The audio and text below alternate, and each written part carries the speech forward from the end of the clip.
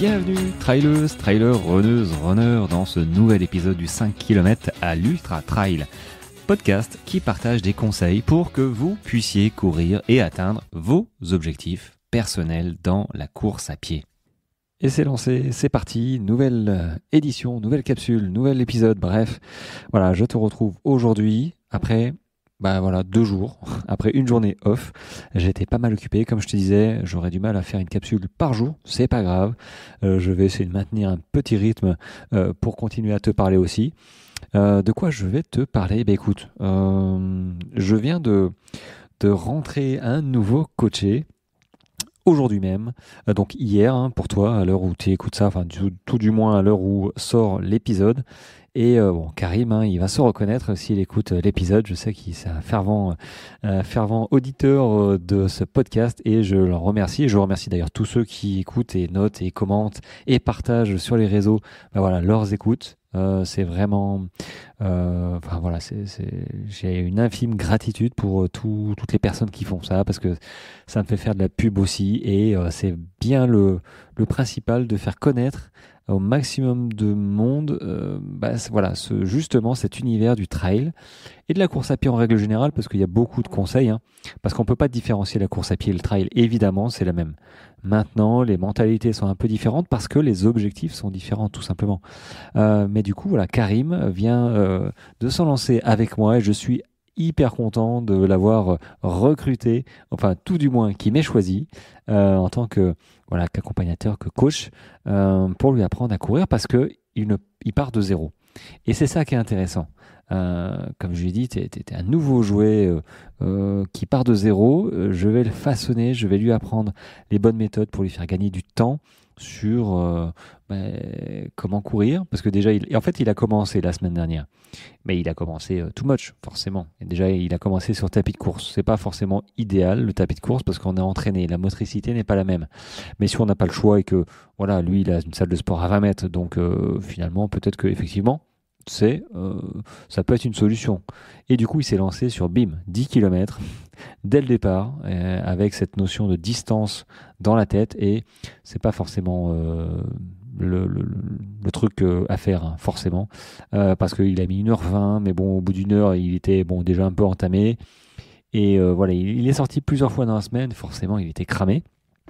Et c'est dans ce cas-là que je suis vraiment content d'avoir fait sa connaissance et de pouvoir lui apporter mon aide, parce que du coup, il continue comme ça, dans 3-4 semaines, il est mort, quoi. Il est cramé, ou il est blessé, ou il est dégoûté, démotivé, enfin bref, il arrêtera peut-être. Mais là, il va pas arrêter, du coup. Je suis vraiment content qu'il m'ait fait confiance et il m'a parlé de ses envies de faire des ultras, parce que l'univers de l'ultra, de l'endurance, la gestion du sommeil, et puis en règle générale il a partagé sa façon de voir le trail, c'est-à-dire l'entraide, qui est bien différente de la route quand même. Parce que la route, c'est comme tout. Moi aussi, j'ai fait de la route. Et quand tu t'es entraîné des mois et des mois sur un chrono, quand tu vois une personne en difficulté qui n'est pas en danger de mort, tu te dis, il y aura des secours. Et c'est normal. Il n'y a pas non plus à jeter la pierre à celui qui ne s'arrête pas. Mais néanmoins, c'est vrai que le trail, quand tu as une personne qui n'est pas bien, qui est sur le bord de la route, je connais personne, moi, qui trace son chemin. Alors, il doit peut-être en avoir, mais on est beaucoup plus enclin, en fait, à apporter notre aide à une personne comme ça que sur route. Donc il a partagé son état d'esprit là-dessus et ses envies de faire des ultra trails. Alors, ultra trail. Bon, ultra mais version UTMB, quoi, pas le petit ultra de 60-80, quoi, tu vois. Je vais essayer de l'apporter. Ça va demander quand même des années pour arriver à courir un ultra. Donc je sais pas si on sera des années ensemble, mais toujours est-il qu'il est parti pour un bon paquet de mois avec moi, un bon paquet de temps aussi avec moi, et je vais le faire progresser, tu vois. On pense que l'ultra, effectivement, c'est le nec plus ultra. Enfin, on peut penser ça. N'empêche, on voit des photos magnifiques, des vidéos magnifiques, des athlètes magnifiques. Et là, il faisait référence à Casquette Verte, à à d'autres coureurs élites comme ça. Et il faut vraiment se méfier sur cette comparaison parce que il faut absolument pas se comparer à ces gens-là parce qu'on n'a pas du tout la même notion. Et puis surtout, ils sont pas arrivés du jour au lendemain à leur niveau. Juste ça, quoi. Donc, en règle générale, sur Strava, sur les réseaux, quand je vois, moi, des personnes qui mettent leur temps, bon, il faut relativiser. C'est vraiment chaque situation de chacun enfin, la situation de chacun est vraiment différente. Peut-être que 6 minutes au kilomètre, pour moi, bah, tu vois, c'est vraiment cool, je me traîne. Mais peut-être que toi, 6 minutes au kilomètre, bah, ça te demande déjà beaucoup d'efforts, tu vois. Et que si je marque sur ma publication, bon, 6 minutes au kilomètre, je me suis traîné comme un escargot, mais bon, ça a été, tu vois. Bah, peut-être que ça n'a pas l'effet voulu de motivation ou de quoi que ce soit. Et toi, tu vas mal le prendre. Donc, ne regardez pas forcément bah, les résultats des autres parce qu'il y a toujours meilleur que soi, que ce soit plus rapide, plus longtemps, plus souvent. Il y a toujours quelqu'un qui fera mieux que toi. Voilà. Et du coup, tu seras toujours dans une situation un petit peu d'échec. Et on s'en fout en fait. Si tu commences à te comparer, tu seras en échec. Mais te compare pas aux autres. Compare-toi. Compare ta situation par rapport à ta situation d'il y a une semaine. Est-ce que tu es mieux entraîné? Est-ce que tu es plus fatigué? Est-ce que tu as progressé en un mois? Ce genre de choses. Est-ce que tu es capable de courir maintenant 45 minutes alors que il y a encore un mois, tu courais pas 35 minutes par exemple? Voilà, enfin, comparez-vous vos performances, mais juste vous pour l'instant. Et après, vous aurez le temps de vous comparer, vous challenger, mais allez-y doucement. Et du coup, voilà, il m'a parlé d'ultra et j'aimerais rebondir sur par exemple, Joachim. Joachim qui a un compte Instagram, hein, prépare ton mental. Voilà, j'ai sympathisé avec lui, j'ai fait un épisode avec lui et voilà, du coup, bah, il est sur la Swiss Peak, hein, donc je suis ses pérégrinations, j'allais dire, mais ses aventures, parce s'est engagé sur la 660. Et donc, ils ont démarré lundi à 21 h. Lundi, là, le 26 août. Du coup, voilà, j'ai créé un groupe WhatsApp où il est déjà dessus. Donc, le groupe WhatsApp, je le mettrai aussi sur Insta, en story et dans l'épisode. Donc, tu cliques dessus, puis après, je t'accepte parce que je suis obligé d'accepter. Sinon, j'ai parfois Marabout là, avec ses cartes qui veut te vendre des chèques en blanc. Enfin, bref, ce genre de choses et c'est chiant. Donc, je t'accepte et hop. Bah, tu suivras un petit peu, alors déjà son aventure à lui parce qu'il est dessus, donc il communique aussi sur Insta, mais il communique là-dessus. Et moi, à partir de dimanche, voilà, dimanche 1er septembre, je partirai à 10 h du matin. Donc partage, hein, on est dans le partage, même si ça va être dur. Partage de photos, vidéos, audio, voilà, on est là pour te faire vivre vraiment un ultra de chez Ultra, un 360, en côté pratique. Et pas te vendre du rêve, mais tu vas voir que c'est dur. Et qu'on n'arrive pas comme ça du jour au lendemain à courir un ultra, un 80 km, un 100, un 160, un 300, un 600, juste parce que on a envie. C'est pas comme ça que ça marche. Et tu vois, là, Joachim, il est en train de parler, il est parti depuis ça va faire 24 heures. Là, au moment où j'enregistre, hein, il est bientôt 21 h, donc ça va faire 24 heures qu'il est parti et il a déjà des problèmes, c'est dur, il a dormi que 7 minutes. Il a une tendinite, et tu vois que c'est dur parce qu'il a couru déjà 80 bornes, je crois qu'il y a plus de 6000 mètres de dénivelé, ce qui est énorme. Il a les pieds défoncés parce qu'il a pas mal couru dans de l'eau, dans de l'herbe mouillée, donc voilà, il n'a pas pu se sécher non plus. Donc, c'est compliqué. C'est compliqué, et d'autant plus dans un ultra, quand tu arrives comme ça, il faut avoir un capital. Alors, je vais revenir sur ma théorie de la chasse d'eau, notamment sur les ultras. Donc, j'avais parlé de la théorie de la chasse d'eau pour les entraînements, hein, un petit peu l'amalgame, faire une comparaison entre une chasse d'eau et ta capacité d'entraînement, ton corps, hein. Là, en course, c'est pareil.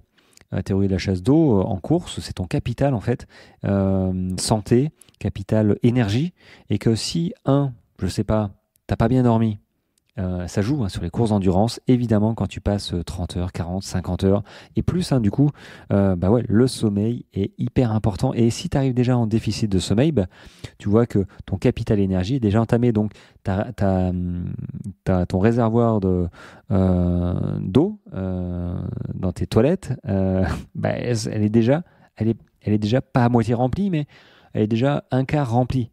Donc, ce qui reste, dès que tu vas faire de l'effort, bim, bah, l'eau, elle va monter beaucoup plus rapidement, elle aura beaucoup moins de place et du coup, tu vas te fatiguer beaucoup plus rapidement. C'est ça la théorie de la chasse d'eau, c'est que effectivement, tu compares ton corps à une chasse d'eau, mais si tu arrives sur tes courses avec, avec un peu bah, ta chasse d'eau remplie à moitié, bah, finalement, tu peux pas mettre beaucoup d'eau, quoi. Et donc, l'eau, c'est les efforts que tu vas mettre. Tu pourras pas faire beaucoup d'efforts. Si tu un problème, si tu as mal mangé, par exemple, bah, tu t'es nourri comme un, comme un con, j'allais dire, mais voilà, tu t'as pas fait attention à la nourriture, comme moi, mon premier marathon, j'ai fait n'importe quoi. Bon, ok, un marathon, allez, pourquoi pas, ça peut passer. Mais sur un ultra, ça passe pas. Ça passe pas et c'est un coup à planter ta course. Donc en fait, tout ce qui impacte ta capacité énergétique, ton énergie, que ce soit le sommeil, l'alimentation ou l'hydratation, en dehors de l'entraînement, parce que ton entraînement il est fait, eh ben, ça impacte ta capacité à durer dans le temps et à pas aimer souffrir, mais à accepter et repousser le plus longtemps possible bah, cet état qui finalement qui est de souffrance. Quand tu écoutes ces audios là, sur le groupe WhatsApp, oui, ils souffrent quoi. Je veux dire, le paysage, les paysages, tu les mérites quoi. C'est pas, enfin voilà. euh, tu vois, ça me rappelle les randos, les trucs comme ça où je sais pas si ça t'est déjà arrivé en fait. Tu passes toute la journée en montagne, t'en chies des bulles, c'est beau hein, mais bon, t'as marché 10 heures, tu vois, puis t'arrives au refuge, c'est cool, machin. Et puis moi, ça m'est arrivé avec ma femme, Alexandra, tu vois. On arrive au refuge dans le Queyras, j'avais pas fait attention sur la carte. En fait, on arrive au refuge, il est 16 heures, après une journée de marche, et là, je vois des enfants qui courent partout. Je dis, oh, qu'est-ce que c'est que ça, là merde. Et là, je vois le parking, il est rempli de voitures. J'ai dit non, oh les bâtards. Tu vois, j'étais ah non, on pouvait venir en voiture. J'étais dégoûté. J'aurais pas dû, tu vois, mais moi j'avais l'habitude des refuges perdus où voilà, il fallait suer sang et sueur, tu vois, pour arriver, mériter, toi, ton refuge. Et là, les gars, on avait marché pendant 10 heures quasiment, 8-10 heures. Et là, les gars, ils arrivaient en poussette avec les voitures, bagnoles, ils sentaient la rose. Et là, je dis, ouah, zut, j'étais un peu dégoûté. Bon, après, ceci étant dit, le gîte, refuge, était quand même super sympa. On s'est bien marré. Mais du coup, voilà, ça demande les photos qu'on prend, qui font rêver, tout ça. Ouais, ça fait rêver. Mais on en chie des bulles, vraiment. C'est dur, c'est difficile. Là, il a des pentes de 30%. Il me disait, là, et moi, je pars dimanche. Ouais, je me mets dans l'état d'esprit, quoi. L'état d'esprit de je lâche rien, ça va, je vais souffrir. C'est normal, c'est prévu. Maintenant, j'espère échapper aux pépins physiques, tu vois. Mais ça, on peut pas l'anticiper. Ce que je peux anticiper, c'est mon sommeil, c'est mon alimentation, c'est d'arriver avec le plus d'énergie possible pour avoir mon réservoir d'eau, là, la plus vide possible pour pouvoir mettre beaucoup d'efforts dedans je vais la remplir mais il y a un moment où hop je vais me renourrir sur les ravitaux, sur les bases vies, je vais piquer un petit somme, du coup hop mon réservoir il va se vider pour laisser de la place plus tard à d'autres efforts en fait et c'est ça qu'il faut faire attention. Autant dans les entraînements, bah oui, ça arrive petit à petit quand tu t'entraînes trop vite, tout ça, bah le réservoir, il n'a pas le temps de se vider. Donc tu rajoutes, il y a un moment où ça déborde et ça casse, ça passe pas, t'es fatigué, t'es blessé. Et bien en course, c'est à peu près pareil. Quand tu vides pas assez, par exemple, je dormirai pas assez sur les courses d'endurance. Là, la course, ça va durer une semaine. Si je gère mal mon sommeil, il y a un moment où je vais être un zombie, il y a un moment où je vais me blesser, il y a un moment où ça va pas le faire. Donc je vais forcément devoir dormir. Et c'est vrai que en dormant, du coup, et en mangeant aussi, on vide comme ça, on récupère. Et vraiment, le corps, il est vraiment bien fait parce qu'on récupère vraiment bien. Et on en a besoin. Et du coup, là, ton réservoir d'eau, il se vide. Et on en a besoin. Donc, évidemment, bon, j'extrapole un petit peu, mais le repos fait partie de l'entraînement et de la récupération. Même en course, il ne faut pas hésiter à prendre le temps de se reposer, de manger un morceau. Je te dis ça parce que moi, j'ai voulu abandonner. J'en parlais justement tout à l'heure avec Karim. J'aurais pas eu ma femme, j'aurais abandonné. Alors que le seul conseil qu'elle m'a donné à l'époque sur mon 70, quand j'ai voulu abandonner, c'est attends, repose-toi, mets-toi là, mange, prends un morceau et on fait le point dans 5-10 minutes. Et juste le fait de faire le point 5-10 minutes, de manger, voilà, de me calmer, Et ben, j'ai pas abandonné, j'ai pas déchiré mon dossard pour le tendre à l'organisateur, enfin un bénévole, tu vois. Donc j'ai pris le temps. Et il faut savoir prendre le temps de se reposer, de dormir. Et il faut, si tu as le choix de dormir une demi-heure, une heure, bah, dors une demi-heure, une heure, si tu sais que tu vas passer toute la nuit derrière. Et je te promets que tu vas ramasser des gens qui voulaient pas dormir. Moi, j'en ai ramassé. Il y a un moment où ils sont obligés de dormir parce ils avancent plus. C'est des zombies. Et ils se retrouvent à dormir le long du chemin sous une couverture de survie. Et ça, c'est pas sécure. Et c'est inconfortable, tu dors mal. Donc, c'est vrai que c'est un petit conseil, tu vois, pour recharger, vider un petit peu le réservoir, bah, de prendre le temps de manger, de souffler, de se masser, de se laver peut-être, et de dormir. Voilà, ça c'est un petit peu dans le monde de l'ultra. Tu pourras pas connaître ça avec des formats de 80 km, même 100. Il faut que tu tapes dans les 160. 140, je sais pas, mais 160, ouais, c'est sûr. Tu passes une nuit, 2 nuits. Et la gestion du sommeil devient hyper importante. Donc voilà, mais j'en parlerai et puis je partagerai sur le groupe WhatsApp, ça va être génial. Donc si tu n'y es pas, je t'encourage à y être. Et puis de toute manière, je partagerai ça aussi en podcast, en vidéo. Bref, j'essaierai de détailler et d'expliquer au maximum. Voilà, ce monde des bisounours qui est le monde de l'ultra-endurance. Je pense à Joachim en disant ça, là, qui est en train de suer et de transpirer. Mais bon, voilà, la Suisse se mérite aussi, hein, rien n'est facile. J'espère simplement avoir le beau temps qu'il a l'air d'avoir. Voilà, il a du soleil, il a une mer de nuages ce matin au petit lever, hein, parce qu'il est parti à 21h, mais du coup, il a marché, couru toute la nuit. Et au petit matin, trop beau. Il était mer de nuages, il était un petit peu en altitude. Et du coup, il dominait. La vallée était dans les nuages et lui, il était au-dessus. Donc, ciel bleu, nuages, le soleil qui se lève. Bon, voilà, je te fais pas un dessin, mais le décor est posé et c'est là-bas que je vais aller dimanche. Donc, j'ai hâte. Ouais, j'ai vraiment hâte. Allez, les amis, sur ce, j'espère que je t'ai fait un petit peu voyager, toucher du doigt un petit peu le monde de l'ultra. Et écoute, je te dis peut-être à demain, sûrement à après-demain. En tout cas, je prépare ma course. Je vais voir l'ostéo demain parce que j'ai un petit pépin. Là, voilà, toujours ça. Mon petit problème de nerfs qui se coincent entre la fesse et la cuisse à l'intérieur. Je sais pas trop ce que c'est, mais bon, ça m'empêche pas de courir, ça m'empêche pas de partir. Donc voilà, c'est juste un check-up avant de partir. On sait jamais sur une course aussi importante qui m'a demandé beaucoup d'investissement. Bon, financier oui, finalement parce qu'il y a le prix du dossard, mais aussi dormir là-bas. Il y a aussi des batteries à acheter, il y a aussi de la bouffe. Finalement, ça pique un peu. Donc j'aime autant ne pas abandonner au bout de 20 bornes. Voilà, ça me ferait plaisir quand même de faire un peu plus. Bref. Allez, sur ce, merci de ton écoute. Si tu as des questions, tu peux les poser sur le blog dans Contactez-moi ou sur Instagram. Voilà, tu peux y aller. En ce moment, les ouvertures de coaching sont ouvertes. J'ai encore 2 places pour le mois de septembre. Donc n'hésite pas, avant que je parte en mission, non pas en mission, en course, sur la Swiss Peak 360, sinon ça attendra le 9-10 hein, qu'on se parle et puis voilà, il n'y a pas de souci. Et puis moi je te retrouve demain ou après-demain. Voilà, sur ce, je te souhaite en attendant bonne journée et à très vite. Allez, ciao ciao.